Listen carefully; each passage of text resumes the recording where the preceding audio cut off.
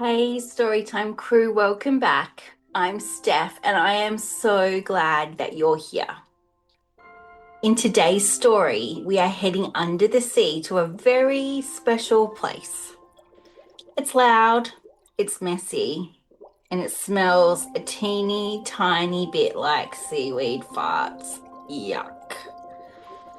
Welcome to Fish School, guys.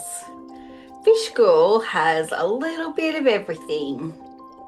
Juggling clownfish, swordfish who definitely should not be trusted with rulers, and an anxious pufferfish who inflates every time someone says the word maths.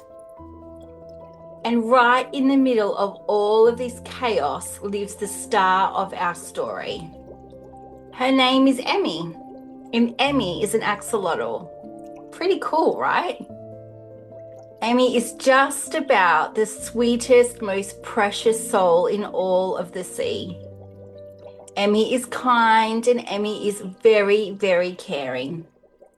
And Emmy is so sparkly from head to tail. Her gills shimmer, her cheeks glow, and even her homework is covered in glitter. Accidentally, mostly. Her very best friend in the whole wide world is Koko the Koi Fish. Koko is also sparkly and sweet and never, ever, ever stressed. If Koko was any more relaxed, she'd probably be asleep. Koko has one main dream in her life. Not to be the queen of the sea, not to find any treasure. Nope. Koko wants human legs for a day so she can climb a tree and yell, "I can see my house from here!" We'll come back to that a lot. Oh, one more important character, Mr. Krabby Claws.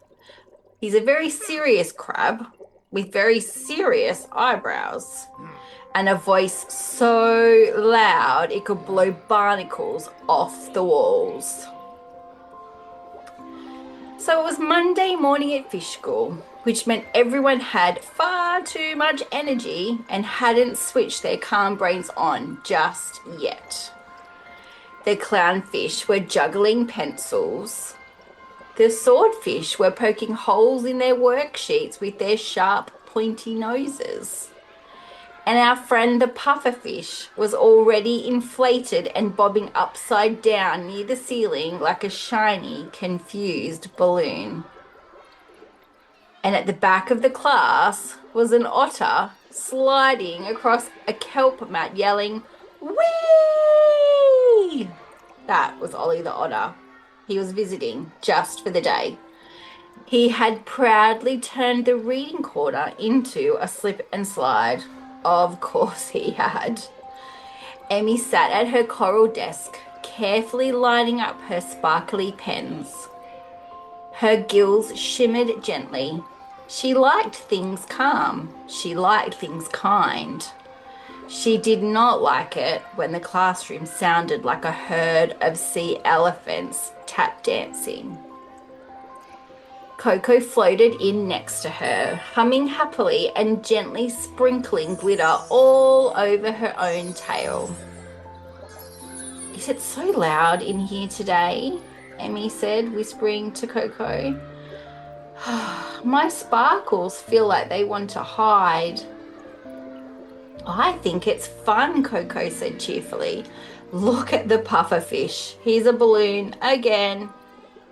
Just then, Mr. Krabby Claws slammed his claw on the old shell desk so hard. "Quiet!" The sound boomed through the water. The windows rattled. A row of tiny barnacles popped off the wall and floated away like, nah, we're out. Emmy's whole body flinched. Her beautiful sparkles flickered and then they dimmed. Ouch, Emmy said in a tiny voice. My insides feel like jelly. Koko blinked. Oh, that was quite loud, wasn't it? On a scale of 1 to mega loud, that was my grandma just sneezed the roof off loud. Ollie the otter slid straight into the bookshelf. Books rained down on his head. I'm fine. It's all good. I meant to do that, Ollie said. After roll call, Mr. Krabby Claus announced, today, class, we are making posters about ocean safety. Half the class groaned. Ugh, that sounds so boring. But, he added, you may use the special school glitter. The class gasped. Oh, the special school glitter. Oh, it was kept in a locked treasure chest. Legend said it once got into the principal's moustache and he was still finding sparkles in his soup a year later. Mr. Krabby Claus opened the chest with a tiny little key. And as he opened the lid, slowly everyone stopped what they were doing and took the magnificence of the chest in. Whoa! Inside, there were pots and pots of glitter in every colour you can imagine. Gold, silver, rainbow, mermaid, unicorn, and even I stayed up too late blue. Emmy's eyes shone. Oh, glitter was her love language.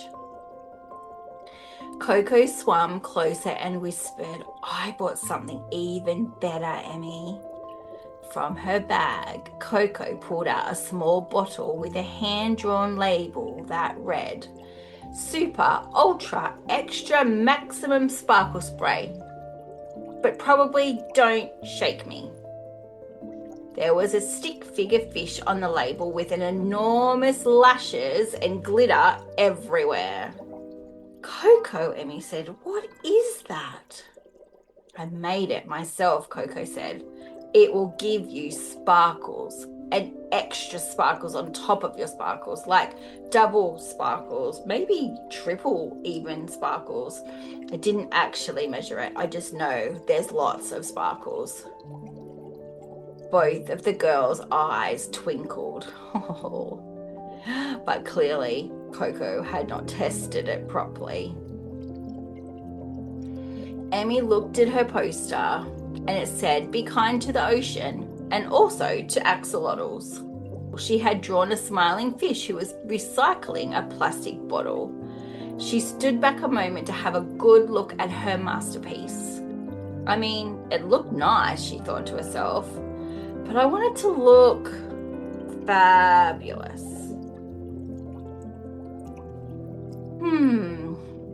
Emmy was deep in thought. Maybe a teeny tiny bit of Koko's extra sparkle might jazz it up a bit. She took the bottle. It was warm in her hand. Was that a good sign? Are you sure this is safe? Emmy asked her friend. Very safe, Koko said. Actually, extremely safe. I only blew up my coral collection twice, Koko smiled.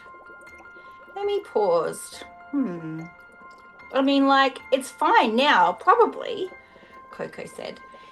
Emmy took a deep breath. She usually wasn't one to take risks, but what harm could a bit of extra sparkle do, really? She pressed the nozzle. Nothing happened. She pressed a bit harder. Still nothing. Koko frowned. Try giving it a tiny shake. Emmy gave it a tiny shake. Still nothing. Koko grinned. All right, maybe a medium shake. Emmy gave it a medium-sized shake. There was a faint gurgle. The pufferfish was watching closely from his spot on the ceiling, and he whispered, oh, this is going to be good. Coco's eyes were sparkling now more than ever. Okay, Emmy, give it one more big shake. Emmy took a deep breath and she shook it as hard as she could. The bottle made a suspicious fizzing sound. Then it started to rattle and then it started to glow. Koko! Emmy said, her eyes so wide. Uh-oh, Koko said. The pufferfish from his spot on the ceiling was like, hoo, I regret nothing. There was a tiny pause and then, boom, the bottle exploded into the biggest glitter cloud Fish School had ever seen. Glitter blasted across the room in a sparkling tidal wave. Gold glitter covered the ceiling. Pink glitter covered the desks. Rainbow glitter covered the pufferfish, who inhaled at exactly the wrong moment. He inflated like a disco ball and shot across the classroom. I sparkle! He said. A swirl of silver glitter landed on Mr. Krabby Claus's head, giving him what can only be described as a very fabulous wig. Koko got so covered in glitter she looked like a floating, sparkly potato. Ollie the otter slid through the glitter on the floor and shouted, "Best day ever!" It was an explosion of chaos and sparkle and sneezing and yelling. Mr. Krabby Claus tried to shout, "Who did this?" But his voice came out only half normal and half sparkly squeaky because there was glitter in his mouth. Clownfish were slipping on glitter puddles, and the swordfish were trying to wipe glitter off their noses with their tails and just ended up spreading it everywhere. And one lonely speck of glitter floated all the way to the back of the classroom and stuck itself to a single, very confused barnacle. And here is something you should probably know about glitter, guys. Once it arrives, it does not leave politely. The students would be finding glitter in their gills for weeks. In their shoes, in their lunch, in very awkward places like their bum cracks. Mr. Krabby Claus would later discover glitter in his bedtime tea, and no one could ever explain why. At first, everyone laughed. Even Mr. Krabby Claus looked a little bit impressed. But Emmy, she did not laugh. Her chest felt tight. Her cheeks were burning, and her sparkles, well, they were flickering, and then they dimmed. When the glitter cloud finally settled, the classroom was a total disaster. Posters were ruined and floors were sparkling, and Ollie somehow had glitter on only one eyebrow. Mr. Krabby Claus took one deep, slow breath and roaring from his desk, he said, "Who is responsible for this glitter nightmare?" The sound crashed into Emmy like a wave. Her eyes filled with hot tears. She looked at the bottle in her hand. "It was me," she said in a tiny voice, "but I did not mean to. I am very, very sorry." The class went quiet. Even the pufferfish deflated a little. Mr. Krabby Claus's glitter wig wobbled when he spoke. "You could have hurt someone. There is glitter in my eyes, there is glitter in my mouth, and there's glitter in my... Oh, never mind." Emmy shrank smaller and smaller. Her sparkles almost disappeared. Her heart whispered, "I broke everything. I've made such a mess and I've made everyone so angry." Her cheeks prickled. Her chest hurt. The room felt too loud and too bright and too much. Suddenly, a shiny, sparkly, glittery tear slipped out of her eye and floated up. Then there was another, and another, and another. Little glitter tears rising like tiny stars in the ocean. Before anyone could see, she turned and she swam out of the classroom. Emmy swam as fast as she could, and she didn't stop until she reached the quiet coral cave right behind the school. In here it was soft and it was dim and nobody was yelling. She curled up behind a big purple coral and hugged her tail. Why am I so sensitive? She thought to herself. Why do I get scared when people shout? Why do I feel bad even when something was an accident? Her chest felt hollow, like someone had scooped all the glitter out and left only heavy sand. Something small and slow bumped gently into Emmy's side. She had a look. Oh, it was Mrs Snail. Her shell had tiny painted flowers on it and a single piece of glitter stuck right on the top. Mrs Snail was a school counsellor. Oh, hello, Emmy dear. I was wondering where you'd gone. My goodness, you look, very beige. Emmy sniffed. I lost my sparkle. I broke the class. Mr. Krabby Claus is furious with me. There's glitter in everyone's everything and it's all my fault. Mrs. Snail blinked slowly. That is a lot of blame for one small axolotl to carry, Emmy. Emmy wiped her tears from her face. I always feel everything so much. When people shout, my tummy flips. When someone is sad, I feel it in my chest. Today was too loud and then the glitter exploded and now I feel empty. Mrs. Snail nodded. She took exactly 3 years to nod once because she was very serious and very, very slow. Emmy, my dear, she says, that is not emptiness. That is what happens when you use all of your sparkle on everyone else and forget to keep any for yourself.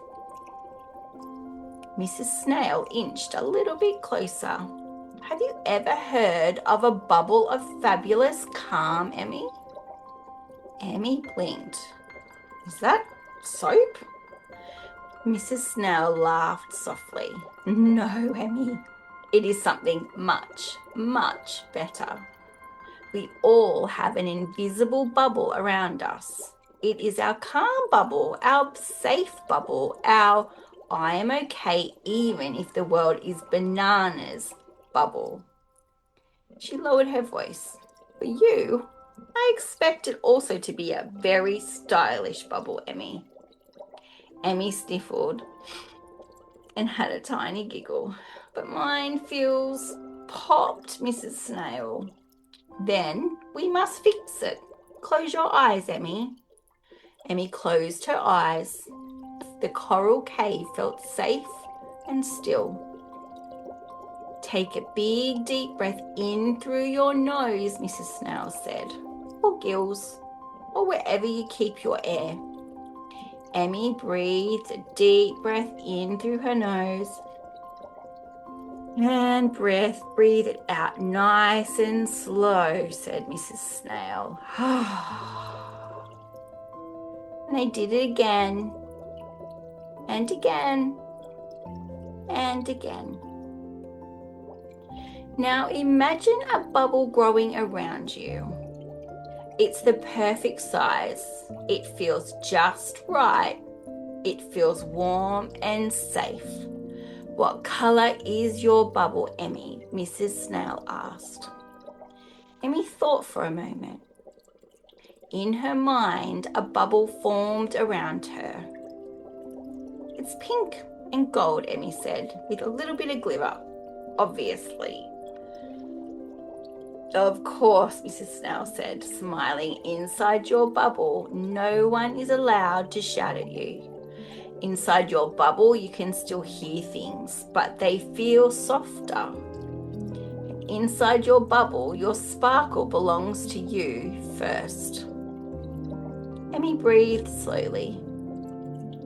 In her bubble, the memory of Mr. Krabby Claus's shout felt further away. The embarrassment shrank, and her cheeks cooled. She imagined her bubble getting a tiny bit thicker. She didn't feel stuck in her bubble. She knew it was just a boundary, a gentle, protective shield around her. She could still be kind, and she could still care, but the world did not get to burst her bubble anymore. As she sat there, her skin began to glow softly again. Not the frantic look at me sparkle from before, a steady, calm, I know who I am kind of glow. Oh, it feels nice, Emmy said. I feel like me again, but with less wobbles. That is your nervous system finding its calm.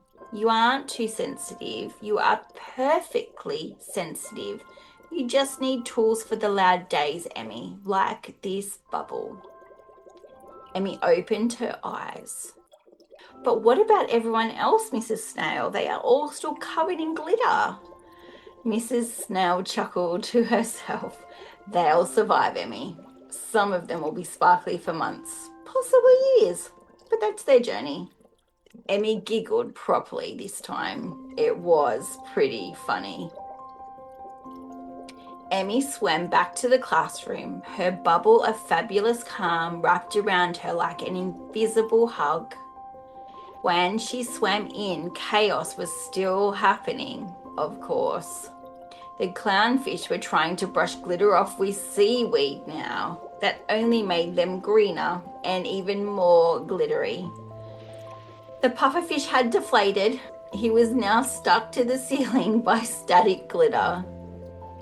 Ollie the otter had discovered that if he slid on the glitter floor fast enough, he left a trail of sparkly skid marks behind him.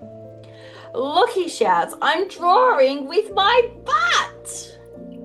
And Koko was under the desk trying to put socks on her fins.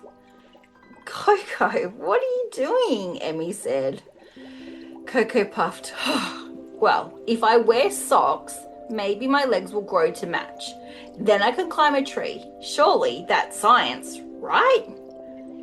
She had drawn little stick figure legs on the sides of her socks with a marker. They had terrible knees. Mr. Krabby Claus was desperately trying to wipe glitter off his face and somehow just moving it around. Now he had glitter eyebrows, a glitter moustache, and glitter freckles. It's in my claws, it's in my shell, I'll be sparkling into retirement, Mr. Krabby Claus was muttering to himself. Emmy took a deep breath in. And her bubble, it held and it held strong. She swam to the middle of the room. Everyone, stop just for a second, Emmy said in a very calm and clear voice. And to everyone's surprise, they did. Maybe it was the calm in her voice, or maybe it was the faint golden glow around her, or maybe they were all just a bit tired. I am really sorry for the glitter explosion, Emmy said. I didn't mean for it to happen. I am going to help clean up. But first, can we try something that might make our brains feel less loud and shouty? Ollie raised his paw. Does it involve snacks? Not yet, Ollie, Emmy said. All right, I'll accept it for now. Emmy smiled. All right, guys, close your eyes. Take in a big, deep breath. You can pretend you're smelling your favorite food, maybe seaweed chips or jam donuts, or maybe fish tacos if you're a bit weird. Ollie snorted. And then breathe out like you're blowing a bubble, nice and slow, Emmy said. They all did it, even Mr. Krabby Claus, who accidentally spat a bit of glitter out of his nose when he exhaled. Now, Emmy says, imagine there is a bubble around you, your own bubble of calm. You get to choose the color and you get to choose what's inside. Maybe there's fairy lights like mine. Maybe there's a couch and maybe it smells like hot chips. Koko shot her feet into the air. Mine smells like hot chips and tree bark because I'm in a tree, because I've legs now, obviously. And the class all giggled. Emmy giggled too. Inside their bubbles, the classroom felt a lot softer and a lot gentler and a little less like everything was attacking their senses. Inside your bubble, you are safe, Emmy tells the class. The noise is not as loud. The glitter is just glitter. Your feelings are allowed. You can still listen and you can still care, but the world can't crash into you as hard. Mr. Krabby Claus cleared his throat. His glitter moustache sparkled dramatically. I apologize for shouting so much, he said. This situation has really ruffled my claws. I will try using a quieter voice. He attempted a whisper, but it came out as a hoarse squeak.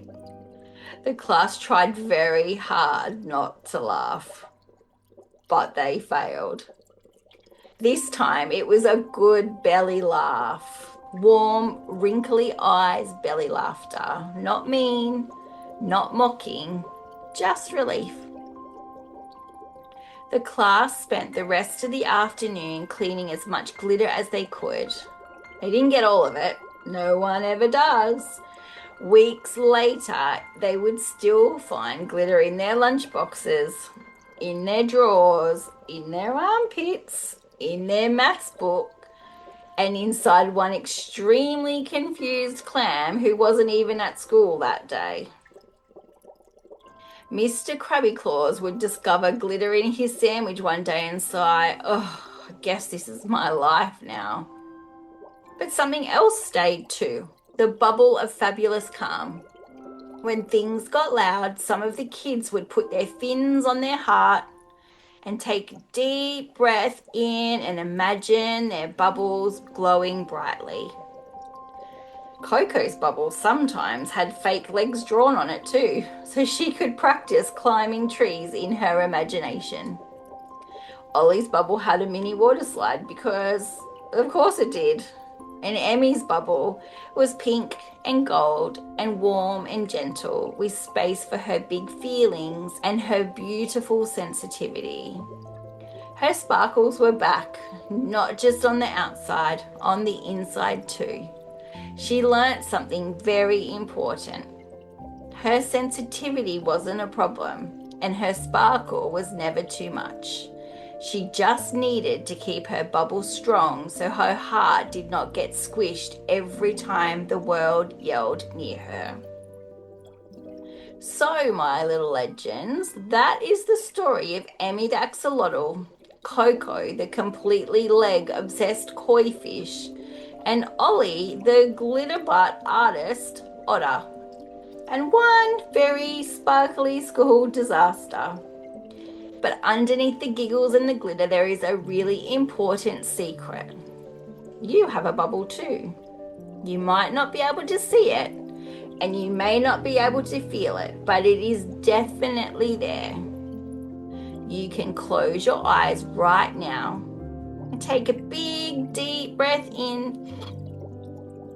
And imagine your bubble all around you. Your bubble of calm, your bubble of safety, your I get to be me bubble. You get to choose the color and you get to choose what's inside. And you get to choose who is allowed close to your bubble and who isn't. Your sensitivity isn't wrong, little legends. It's actually your superpower. Your big feelings are not too much. Your sparkle belongs to you first and foremost. And when you look after your bubble every single day, just like Emmy, you can still be kind and caring and hilarious without losing yourself in the chaos. All right, bubble bosses, it's time to go and shine, and maybe try not to explode any maximum sparkle sprays in class anytime soon, okay? If you do, at least warn your teacher. Thanks for joining me for another Steph and the Storytime Crew. Until next time, guys, bye!